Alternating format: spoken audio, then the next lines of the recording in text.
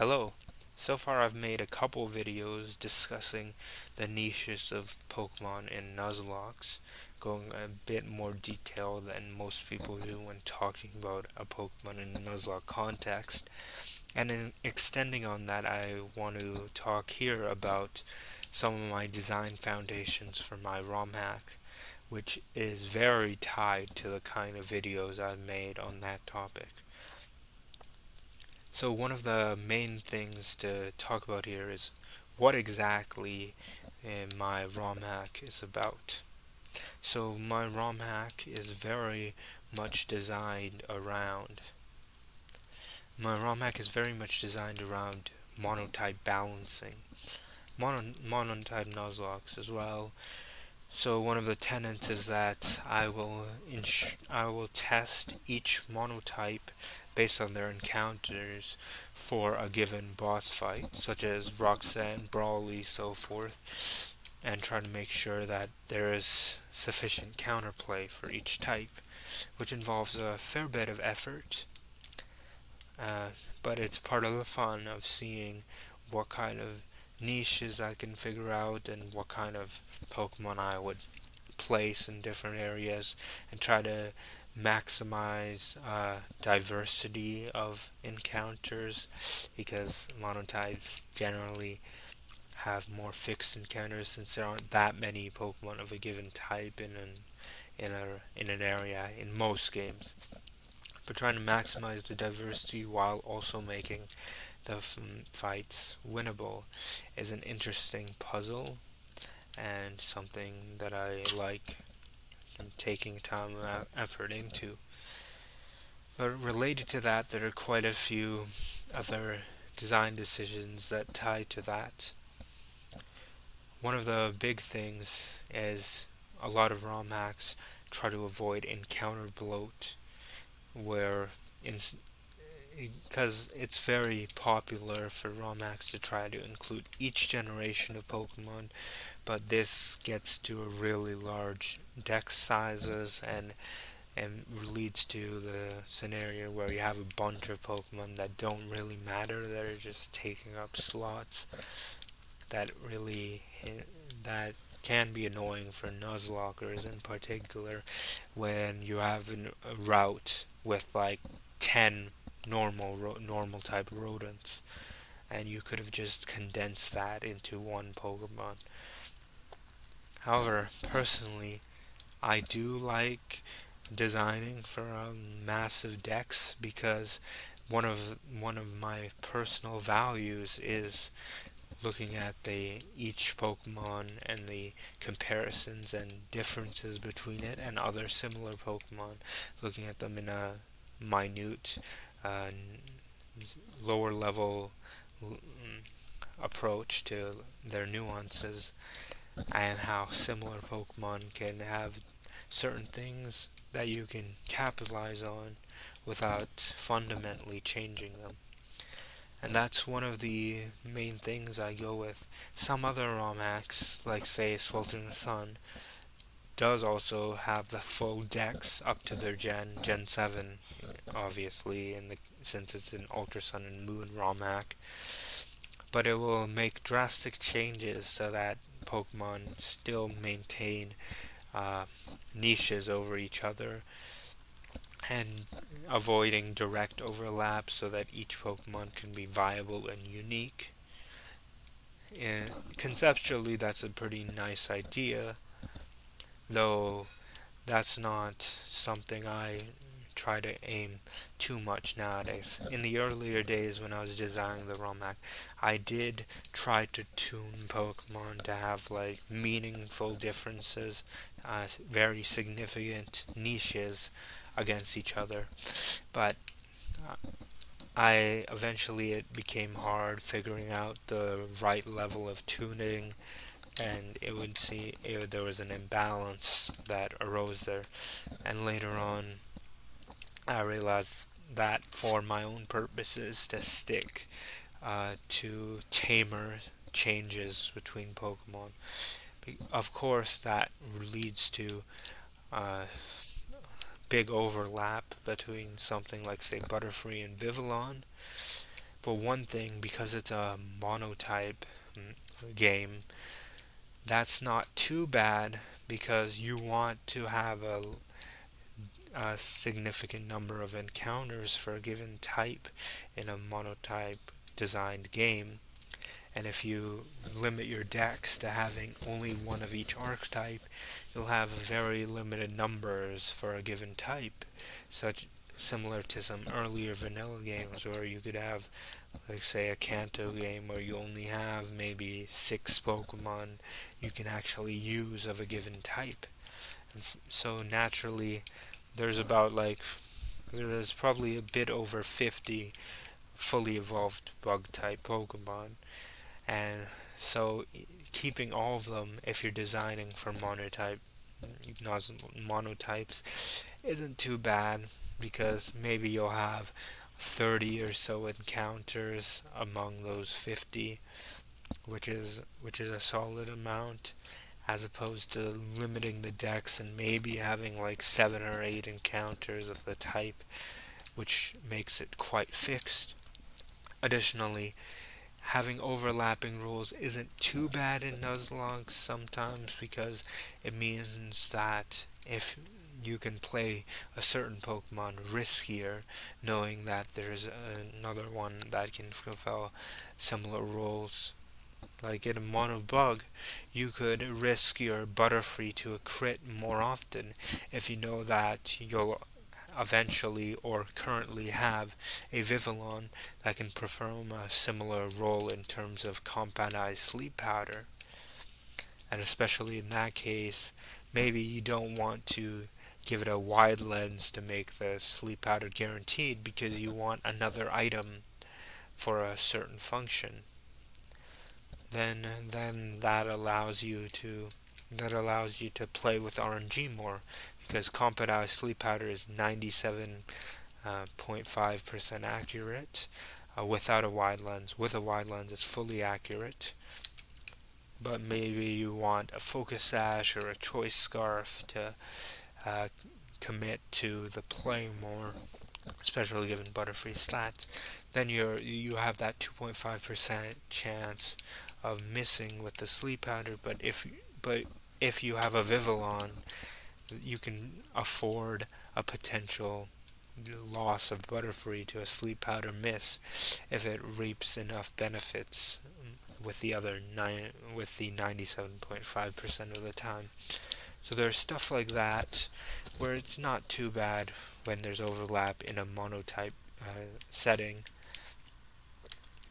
So that's a nice thing where my primary goal of orienting it into monotype design helps justify my value in keeping the full decks.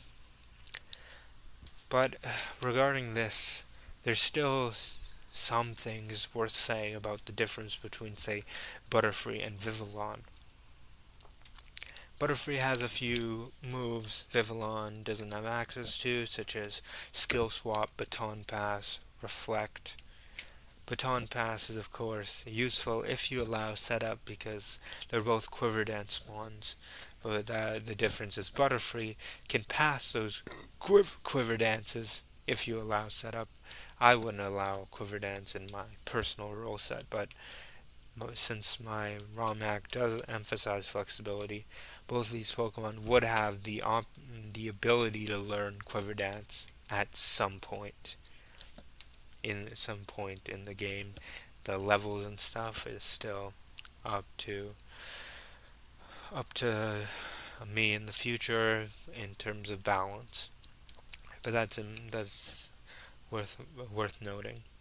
There's also Reflect, which Butterfree has, while Vivillon has Light Screen. So they work on the opposite defensive profile, and Butterfree does. Yeah, though Butterfree does win out a bit in terms of special bulk, but Vivillon wins in physical bulk. So there's a bit of a complement in that Butterfree gets Reflect for its weaker bulk, and Vivillon gets Light Screen its for it being weaker than Butterfree's in terms of special defense. But one of the most interesting aspects is a skill swap for Butterfree. It allows you to do some interesting doubles strats that Vivillon doesn't have access to.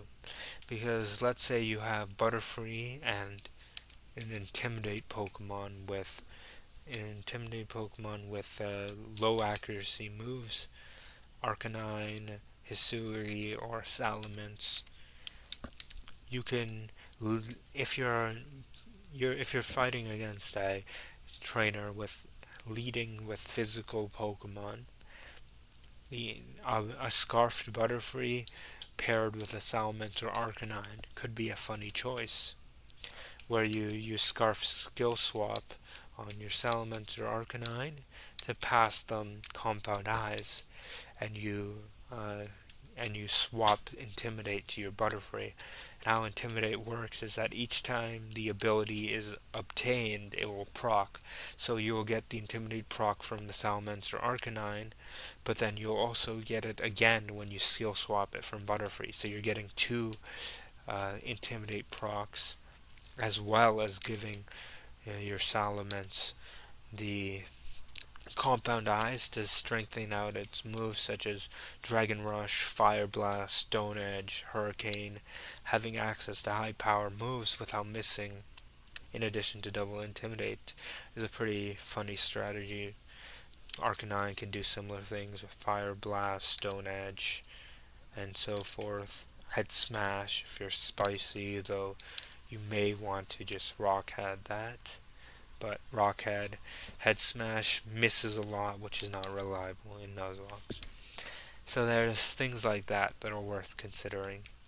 And that's a big part of my design. I try not to make big changes to Pokemon to distinguish them, but to see what they already have, the little minor details that separates them, and see if I can use that and put that into a mind to give it some conceptual value in certain fights. Namely, this means that I have to keep in mind that skill swap is something I want Butterfree to have access to, as it's one of its main things that separates it from other compoundized bug flying type Pokemon. If you look at it, compoundized skill swap, Dottler doesn't matter because it's an NFE, but Butterfree is the only one that can really get that combination, because the other two evolve into a Pokemon that lose Compound Eyes. So that is interesting. And then where do you go from there? I look at it in terms of planning the design of my fights so that different nuances have the ability to come up. So having some double battles where having double Intimidate and Hurricane, for example, without needing to set up Rain Dance, can be useful in a fight. And especially because Salamence is a flag type, you could use Butterfree in mono flying for this purpose as well. If you're using it with Arcanine, it won't be for a monotype, which is fine, because although I do design for monotypes, there's considerations to different Nuzlocke or playthroughs in general as well. And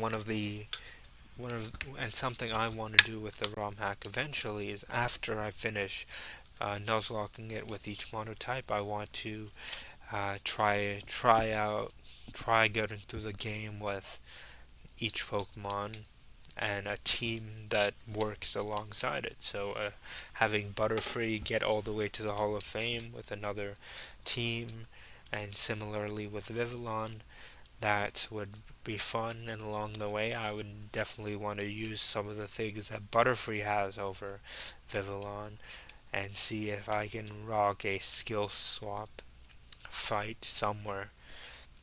And for that, and likewise for that, I try to keep a bunch of these niches in mind when designing fights, so that I can be like, oh, I I realized that there's a fight that I can come up with that could help out with Butterfree skill, making skill swap meaningful, and likewise that could potentially be useful for other Pokemon with their own niches, because various having a diversity of different contacts that allows their niches to be useful could end up being useful for different Pokemon for different applications. Maybe that same fight could be useful for a Lucky Chat doubles strategy or a doubles Leer strategy, which is kind of a funny one that I sometimes mess around with in VGC.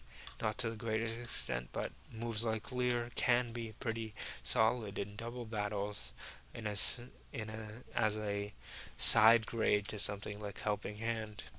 So that's beside the point here. So there's a bunch of interesting things that you can keep in mind, such as floatstone or uh, floatstone or heavy metal, light metal. After realizing and after learning about the use of floatstone in competitive on Gastrodon to counter Thunderous, I realized that you can definitely take that principle in game as well.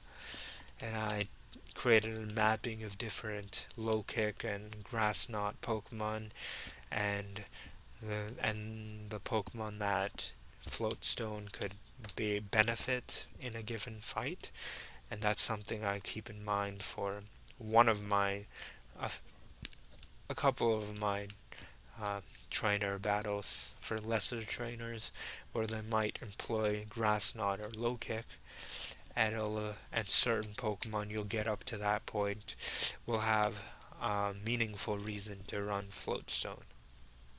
Something like that can be fun, and you can see similar principles to that in existing romhacks as well. That a lot of that can go beyond uh, initial design expectations, possibly. But an example is in Radical Red, where having laser focus on Pancham for Brock ended up being a useful strategy for a safe way to beat Brock's stockpile leap. And things like that is part of the fun, seeing the niche moves and uh, moves and tools that a Pokemon has, especially relative to the point in the game. Seeing all that as a meaningful use of the Pokemon and the different applications of various moves, abilities, items throughout that have been introduced throughout the game. That's a big part of the fun of Pokemon for me. Now, going over that, so that's a big part of my design. Now, I want to elaborate more on my values in terms of tame buffs that I briefly talked about beforehand. So I have uh, if you look at my stat changes and overall changes of Pokemon, there's a lot of Pokemon have some move set tweaks, some indirect effect chain tweaks to their moves, but I don't go insane in terms of base stat changes. There's there's a bit for like Eradicate. There's some rationale behind that because of their archetype being early rodents, and I gave them a base stat buff to fit their evolution level and archetype, especially given that even with a 25 base stat increase, their base stats are lower than some of the contemporary rodents such as Greedent and Oinkologne, which are 460 and 489 base stat total respectively. So there are things like that to keep in mind. So overall, I don't go too hard on stat changes. I don't go too hard on very impactful moves, and I limit the kind of broken abilities I give to Pokemon. Wind Rider is fine uh, in in moderation, in my opinion. Something like Poison Touch, that's fine. but I avoid giving many Pokemon adaptability, huge power, pure power, move, fur coat, abilities like that. Even if there are some Pokemon that can fit furry, fur coat, or fluffy, and stuff like that, there are Pokemon that you could justify giving those to design wise, but I avoid doing that if possible to not go too hard on easy abilities. And now, as an example, let's go to Megcaro. This was a Pokemon that someone said they were disappointed about in terms of my buffs to the Pokemon. The base stat increases, those aren't that significant. Though the one those aren't that significant. They're fairly minor. A slight special attack buff and special defense buff and a slight HP. Those don't fundamentally increase it too much. However, one thing to keep in mind is that I do have some 20 stat points I figured was sufficient in terms of what I wanted to do with Megcargo, especially since I have one of my personal rules in terms of, no, that's not the wrong one, that's the wrong one, but one of the rules is in terms of stat buffs. So in Generation 6 and 7 in vanilla Pokemon, they gave some Pokemon stat buffs. The highest that a Pokemon was given was 40 points to Masquerain. And using that as an idea, I've decided to use that as an upper bound for in aside from forms are a different matter, but not taking forms into account, I decided that 40 points is the upper bound, and if the Pokemon has gotten stat buffs beforehand, that gets counted as well. In Magcargo's case, it got 10 points in HP and 10 points in special attack, so I can only give it 20 points. I don't want to fundamentally... its ability set is alright. I think one modification I will do to Magma Armor is make it so that the ability will prevent freezing for the ally, so it'll be kind of like Pastel Veil for freeze, which makes it slightly better. If it's so hot, the idea being that the magma is so hot that it affects the adjacent ally as well, and that especially helps a bit when it comes to blizzard spam. So that does have its applications. Magma Armor by itself doesn't really do much because fire type Pokemon generally do have moves that can unthaw themselves out, but that's a minor buff. That's a minor buff, all things taken into account. Flame Body is the big thing, I would say, that's useful for Magcargo applications. So in Magcargo's case, someone told me they were disappointed because my buffs didn't make Magcargo that good, but I was of the opinion that my buffs to Magcargo very much fit the kind of design goals I have in mind, because I don't want Pokemon to fundamentally become that much better than what they already are. I want to just capitalize on what they already are, maybe with minor tweaks to make them a bit better compared to the solid Pokemon out there. But I want to keep things fairly minor. And one of the big things is I want to make Pokemon rewarding to use well. Some people, when they buff Pokemon, they give them very easy buffs that make it just so much easier to do what it wants to do, such as someone I know that decided to give Galarian Corsola's evolution a fairly significant defense buff. since Cursula has far lower defense than its pre-evolution, and it's lacking in its physical bulk, but I'm of the view that Cursula has enough tools as it is to stand out from its evolution. It doesn't. You don't need to just patch up its defense weakness and min-max lower its attack to increase its defense. So, like, here's an example here, Cursula. Naturally, many people would want to fix up its attack stat that isn't really being used for a whole lot, min-max it, lower the attack stat. The proposal was like taking out 20 and 20. The proposal was like taking out 20 here and adding 20 here, adding 25 here. And of course that makes it much better, but the issue I have with stuff like that is it makes Pokemon far easier to use. Um, Far easier to use.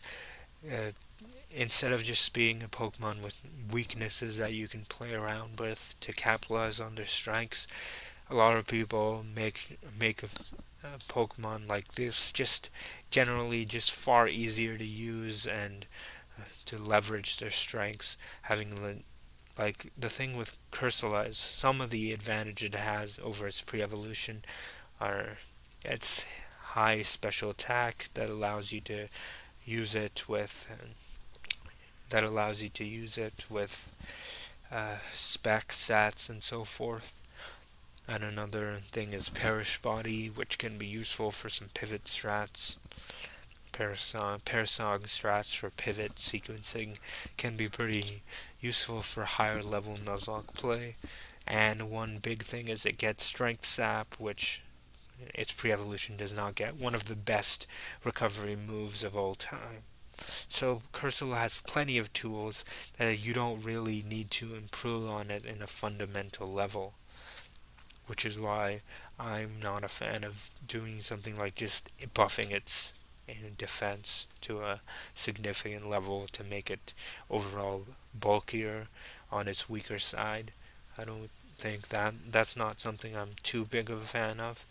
And likewise, let's take something like Walrein, that many people would just give it slack off and make it much easier to use.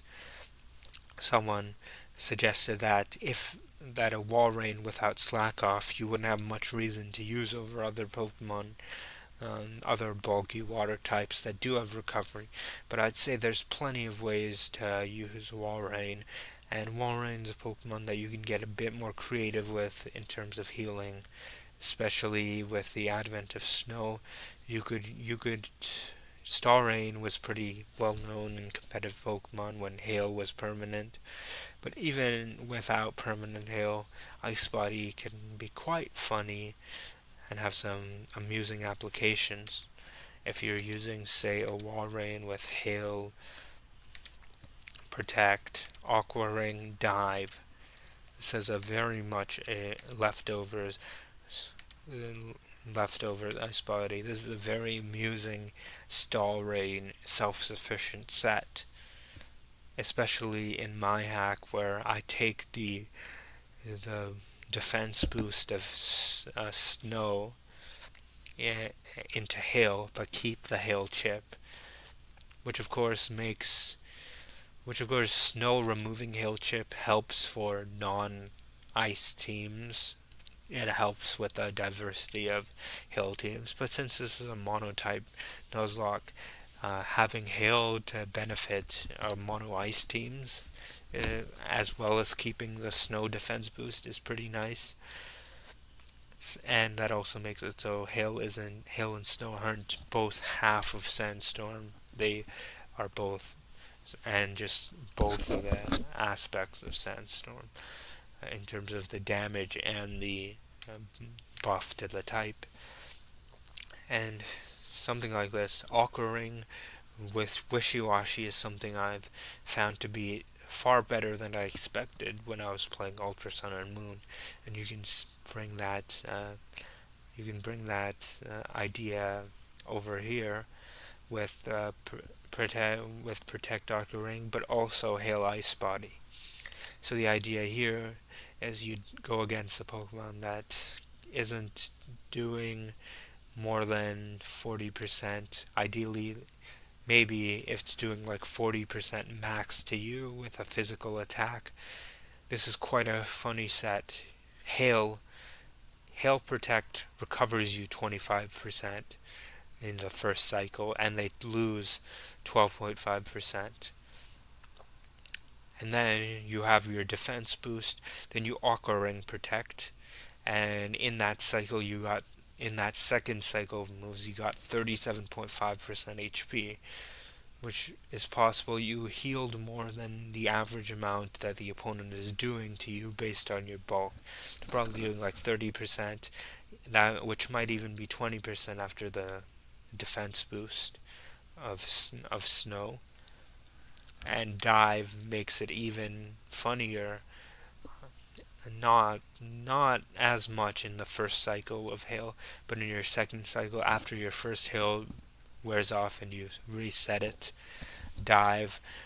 When you have Ice Body leftovers, Protect, Aqua Ring, and Dive in circulation at once, that leads it to the scenario where you're healing off.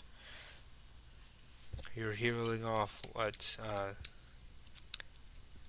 You're healing off like. Let's see. So you got your Protect Hail. So you protect the first turn, you get 3/16 HP, then you dive, you get another 3/16, and you get back, you surface up for the second turn of dive. So you got 9/16 of HP when you have Ice Body, Aqua Ring, Protect all at once. Protect the first turn, dive for 2 turns. 9/16 HP, that's 56.5% while taking one hit. So you can see that snowballs a fair bit, especially you do have to reset hail, but Aqua Ring lasts and you get free chip from hail as well. If it's for 2 cycles, you already did 2/3 of their HP from you already did like 2/3 of their HP from hail alone and dive to finish them off. So with a Pokemon with 80 base attack, dive, 80 power, that can be pretty solid. And you can look at stuff like this and see that there are ways to use these Pokemon beyond just simple slack off strats and moves such as Encore or Super Fang Brine, the Super Fang Brine, or separately Encore. There's a bunch of utility Walrein has that many other Pokemon don't have to the same application. So I would rather use the Pokemon for the kind of traits it already has than give it just the easy option of slack off to just make it another easy to use bulky water type. Sure, if you gave it slack off, it could still do the same things with um, Super Fang Brine, or Encore, or Ice Body. It would still have those options, but uh, but the issue with giving it slack off is it's saying that it's it's implicitly saying that all these Pokemon just need the best options for their archetype, and I'm not a fan of that. I'm not a fan of just everything having the best options available to it. That just makes it dull and makes it so that you're like undermining the vast niches of Pokemon and the tools available to them. Some Pokemon don't need slack off because they have enough other applications to use with them. So stuff like that is a big part of why I don't like going too too too overtuned with my too overtuned with my design. Uh, that is a fair bit of what I'd want to say. So to summarize, I like lower level designs. I like having a variety of Pokemon, even if they don't have fundamental differences in what they do. Having small stuff like Skill Swap or a Brine Super Fang to help distinguish them from their similar Pokemon. And part of the fun is in, at least for me, is finding riskless strategies to use a Pokemon's various niches. Like for example, I came up with an idea for my Glacia fight where Cricktoon has some legitimate use thanks to it being the only Pokemon in the game with the combination of Sticky Web and Perish Song, which gives its specific roles for a certain kind of strategy in certain fights. And that's part of the fun, finding these niches of these weak Pokemon without making them just overall generally good, generally great. Like in my case, the only thing I did with Cricktoon was raise it by 10 points to match, to get closer to the other level 10 bugs that tend to be 395 BST. And I did a similar thing with Dustox, which has 385, while Beautifly has 395. So I just got these to 395, fairly minor buffs. Another ability, Own Tempo, to help play around and intimidate, and also fits the musical aspect of it. So stuff like that, small things. Like in my Mono Flying versus Watson test run, which just has a video uploaded. That was my most recent uploaded video. That one was fun because I just wanted to toy around with a soak strat so that I could leech seed the Electrode Hisui, which is just hilarious, and it was able to work with the Wakan berry. It was able to work with the Wakan berry and safeguard setup to make it essentially riskless to soak the Electrode Hisui, which allows me to hit it super effective with electric moves from my Pokemon that resists it, from my electric flying type that resists its moves. And so stuff like that, as that fight also allowed me to use one of the advantages of the Rowlet line Dartrix being one of the only grass flying type Pokemon that gets Safeguard. And this split of the game, Tropius was not available yet, so that gave it a interesting niche, giving it Safeguard to allow for riskless strategies. And that's a solid encapsulation of what I'm looking for in my romhack. They gives have orienting the fights in a way such that I can use the niches of various Pokemon. They might not be necessary, like I could definitely win without Safeguard Dartrix or Soak Masquerain, but the ability to use those in a viable and riskless strategy is a big part of the fun for me. So similar to a game like Run and Bun, which doesn't like stat changes and big changes to Pokemon, and instead likes to focus on just tweaking fights to use like the various nuances of Pokemon and the breadth of things that Pokemon has available to it to make interesting fights and try to get the player to engage with their mechanics by restricting their tools so that they can't just steamroll fights and make it so that the enemy team's gimmicks don't even come up. So stuff like that is I'm I like design of that nature.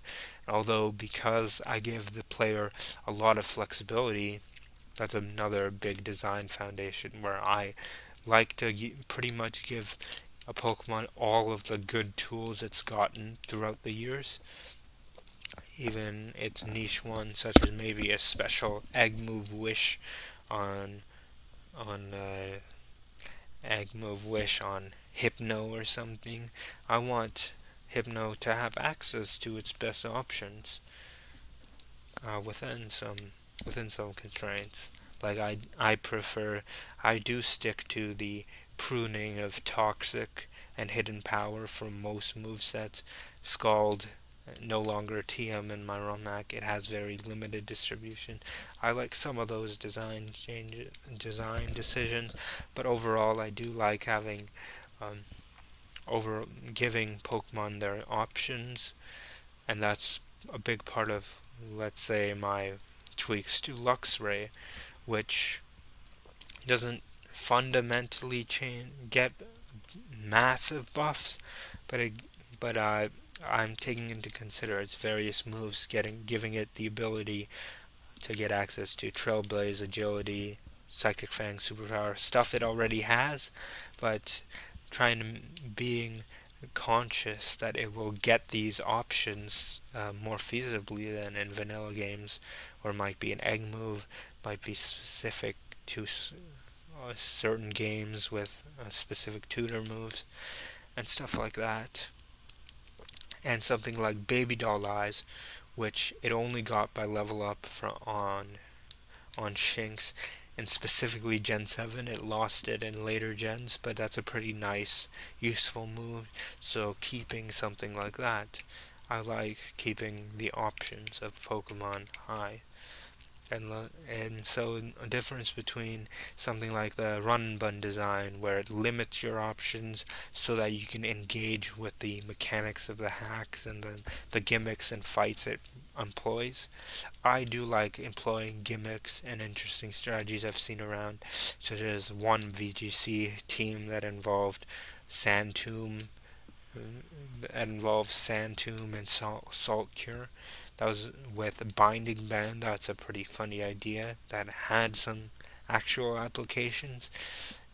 Ideas like that are something I like bringing into my romhack as fights that are interesting mechanics, and trying to bring things that and trying to orient at least gimmicks that the AI can use in some way, or trying to orient the design of the team so that the AI can make use of it, because that is a big factor as well. There are many strategies that are less viable for AI to use unless you have very intricate AI. And I myself have spent 20 hours tweaking the AI in my game, and there's still much more to improve on that. I think I will borrow some ideas from a few other AIs that I've seen, ROM hack AIs I've seen, but that is worth mentioning as well. AI design is a big part of something like this. And going back to this, I like designing the teams with interesting gimmicks and ideas for different trainers, but but as opposed to run and bun, I have far more options, so you can very well beat those teams without engaging with their mechanics. But if you use like setup moves or over level or so forth, but if you but depending on the constraints, like I play with additional rules that I would use for my own ROM hack, and with those additional constraints in mind, I'm very much expecting that there will be many fights where I do have to engage with the mechanics and play around them in interesting ways. And that's part of it for me. Like I value giving Pokemon options enough that the player isn't forced to engage with the mechanics, but I at least want to design the game so that I myself would engage with the mechanics based on the way I would play the game. So that's a big factor of the kind of design I'm going for. And with that, just an additional thing, I'll just go over some of the other details in terms of the design that I haven't talked a whole lot about yet. No type changes or no type chart changes. That's a big aspect of it for me. Types are like a fundamental part that have been ingrained about Pokemon, and it can be pretty awkward having to adjust to changes in types, especially if you're playing various ROM hacks and fan games. It's hard to like get used to the different types for the different games, and type chart changes are even harder fan games that I've beta or alpha tested, that have type chart changes, I've messed up many times because type charts are so ingrained into your experience that you don't just rethink every single scenario that the type chart is different, and you end up making a pivot that costs you a Pokemon you otherwise wouldn't have lost or something like that. And on a similar vein, I try to avoid uh, abilities that, similar to type charts, would like completely skew the dynamics. Like I wouldn't give Sap Sipper to a water or ground type that doesn't already have Sap Sipper. Something like Azumarill already has Sap Sipper. That's fine, but I'm not going to give it to I'm not going to give it to, like, say, Mudstale, so that it has the option to get a grass immunity that it doesn't already have. That in a way is kind of like a type chart change, but based on abilities. And similarly, I wouldn't give a Pokemon Storm Drain if it doesn't already get Storm Drain. But Pokemon that do get them, I would obviously keep it. I don't want to remove good abilities from Pokemon, for example. But there is some leeway I give, which such as I'm fine with giving Pokemon category immunity, such as Soundproof, Bulletproof, Wind Rider. It gives them immunity to certain moves, but not entire types. I think that's fair. I think that's fair game. And similarly, Justified doesn't give it immunity, but it gives your Pokemon a buff against dark moves. That stuff like that is fine. So we've already talked about the stat buff thing, recovery moves, priority moves. Briefly mentioned that with Walrein not giving it slack off. But in general, priority moves, recovery moves are really useful and make Pokemon far easier to use, so I avoid giving them for the most part. Some exceptions with Silvally, specifically with Sucker Punch for a funny complement to Arceus, but not as good as Arceus's extreme speed as a parallel to Silvally getting Parting Shot, a really good move Arceus doesn't get. And uh, and I do give some Pokemon Quick Attack or Feint because those are pretty low level priority moves that aren't that impactful, especially for non-normal types. So I think that is a bit fine. I just don't give a whole lot of Pokemon stuff like Mach Punch, Bullet Punch, Extreme Speed, Grassy Glide. I like to keep that limited. And I have also brought up stuff like easy abilities like Huge Power, Magic Guard, Fur Coat, Drizzle, Drought. Pokemon that already get those, they keep them, but I'm not giving it to additional Pokemon. So that is a big part of my design. Another thing is I've got my own personal rule set that I take into consideration, not really part of this discussion here. And I also have some calculations, such as for different damage thresholds. I also keep track of like a Pokemon's, like I have some numerical values for Pokemon's bulk and stat distribution ratios that helps me figure out calculations, come up with ideas for stat distributions, and so forth. So I do have put a lot of thought into my stat changes and changes, even though I don't make significant changes. I make pretty minor changes. And nonetheless, even when you do that, there's still a lot of thought put in. Even people who don't have any stat changes, ability changes, or anything, I've seen some of them spend 2 hours on the learn set of a certain of one Pokemon, because there's a lot to take into account in terms of balancing the split for a Pokemon when it can get those moves that dictates the roles and utility it has for fights. So it's very big. It's a very big thing that you could end up spending hours trying to refine and get right. There's a lot to take into consideration, and I've found it interesting that once I pivoted from big changes into minor changes, a lot of the things I would overlook in the past have been something that's interesting to me. For example, take Ninetales. There was a time when I was like, in my own personal rule set, I ban Drought and Drizzle as abilities I can use on my Pokemon. But then I began to think, but what does Ninetales have over other fire types if over other fast special attacking fire types if it doesn't have Drought? And I was like, I might have to make some significant changes to it to give it the meaningful niches it needs. But later on, I learned that there's a lot of lower level details that make it so Ninetales is fine without Drought.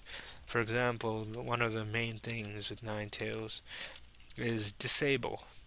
Disable Protect is something that some people might have seen in 1v1 strategies, which, and in this case, it transfers pretty well to Nuzlocke, where you can, if you're facing against a Pokemon that has a one super effective move against you, such as maybe a water move, you protect turn 1, disable it turn 2. You lost no tempo, but you vastly lower the damage the opponent can do to you per attack, and then you can win 1v1s that way. So Disable, being a fast Disable Pokemon, fast Fire type Disable. Ninetales, fast Fire type Disable. That is a fairly meaningful niche, and compared to Salazzle, it has better bulk, which allows it to sustain those 1v1s a bit better compared to Salazzle. So there is things like that to keep in mind when it comes to niches. Otherwise, I would be comparing Ninetales to like Pyroar, but because Pyroar doesn't get Disable, Ninetales has a fundamental edge, so that's not really a big point of consideration. So stuff like that is pretty nice to think about. And I think that will be it. There's like a lot I could end up talking about. But for now, I think that's a good idea. Just a discussion on different thought processes I have and the kind of design I try to break forth for my romhack. And hope you have a nice day. And hopefully, I'll see you again when I have more discussions of my hack. Goodbye.